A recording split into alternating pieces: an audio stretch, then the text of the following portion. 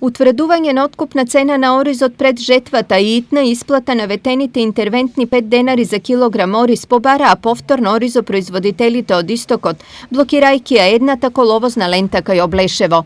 На блокади тие се одлучија откако средствата кои им беа ветени со ребалансот на буџетот се уште не ги добиле. Со ребалансот ама грозето е ставен, оризот не е ставен и мислам дека го лажат народот. Ебе, нека почнат дека исплатат луѓето, барем едната мерка нека да запазат, а за другата бараме средба со министерот тука, на овое место да дојде и да го чуе револто колку задоволни луѓето од цената.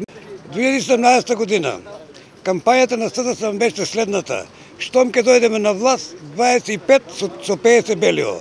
За жал, од сето тоа само лага остана. Ова е втор пат за еден месец овдешните оризопроизводители да излегуваат на протести со исти барања. Сега поддршка бараат и од пратениците. Апелираме и до пратениците на Собранието на Република Македонија да одржат воредна седница на која ќе се дебатира и ќе се донесе одлука која што ќе биде од помош на земјоделците, односно на оризарите во овие крајови.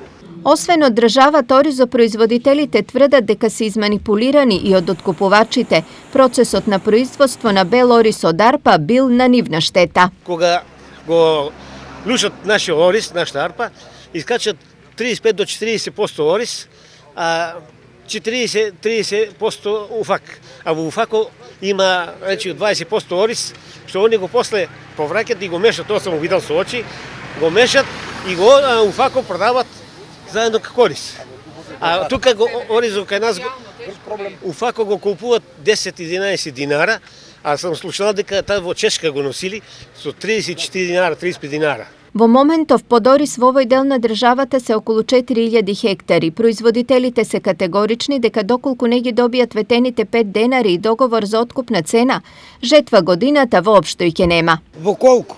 Во рок од 7 дена не утврдат цената. Ние стварно, ќе испаднеме масовно и ќе бидат блокирани и двете ленти. Инаку проценките се дека производната цена на килограм оризова арпа е 14 денари, а оризопроизводителите бараат да им се гарантира откуп за 25 денари за килограм оризова арпа.